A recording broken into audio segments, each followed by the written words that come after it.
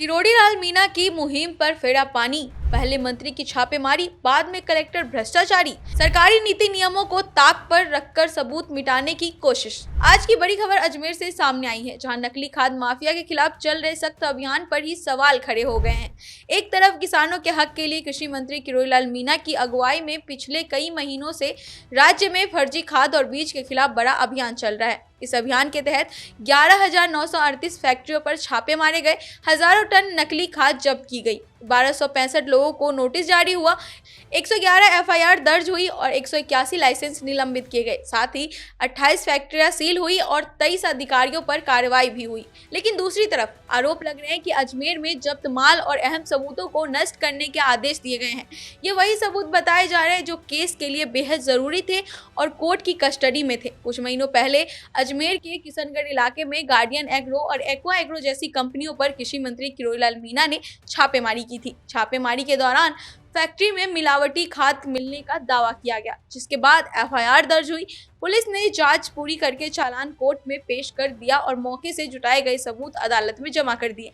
इसके बाद मामला राजस्थान हाईकोर्ट तक पहुंच गया और जो माल जब्त हुआ वह कोर्ट की संपत्ति माना जाने लगा। आमतौर पर ऐसी स्थिति में कोर्ट की अनुमति के बिना उन सबूतों को किसी भी विभाग का अधिकार नहीं होता है। इसी बीच आरोप है कि अजमेर के कलेक्टर ने हाल ही में इन फैक्ट्रियों से जुड़े जब्त माल को नष्ट करने और फैक्ट्रियों की डीसीलिंग का आदेश जारी कर दिया।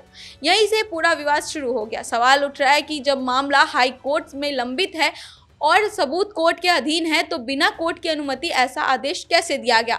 आरोप यह भी सामने आ रहे हैं, आरोपी पदम चंद और गोवर्धन ने खुद कलेक्टर के पास आवेदन देकर जब्त माल को नष्ट करने की मांग की थी और उसके बाद आदेश जारी हुआ। इसी बीच से अब यह सवाल उठ रहा है कि क्या सबूत छिपाने की कोशिश की जा रही थी या रीटेस्ट में रिपोर्ट बदलने का डर था। इस पूरे मामले को लेकर किसानों में भी नाराजगी देखी जा रही है। किसानों ने सरकार को कई पत्र लिखकर कलेक्टर के इस फैसले को किसान हित में चल रहे अभियान के साथ विश्वासघात बताया है और मामले की उच्च स्तरीय जांच की मांग की है।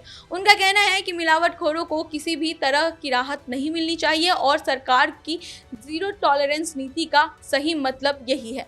अब यह मामला सिर्फ 2 फैक्ट्रियों तक सीमित नहीं रहा, बल्कि प्रशासनिक पारदर्शिता, विभागों के समन्वय, न्यायिक प्रक्रिया के सम्मान और किसानों के भरोसे का बड़ा मुद्दा बन गया है। इस बीच अजमेर जिला प्रशासन के अधिकारी स्पष्टीकरण का इंतजार किया जा रहा है। देखना होगा कि क्या यह आदेश वापस लिया जाता है, क्या मामला फिर से कोर्ट में चुनौती के रूप में जाता है और क्या इस पूरे मामले की उच्च स्तरीय जांच होती है। आप इस पूरे मामले को कैसे देखते हैं, अपनी राय कमेंट में जरूर बताइएगा। धन्यवाद।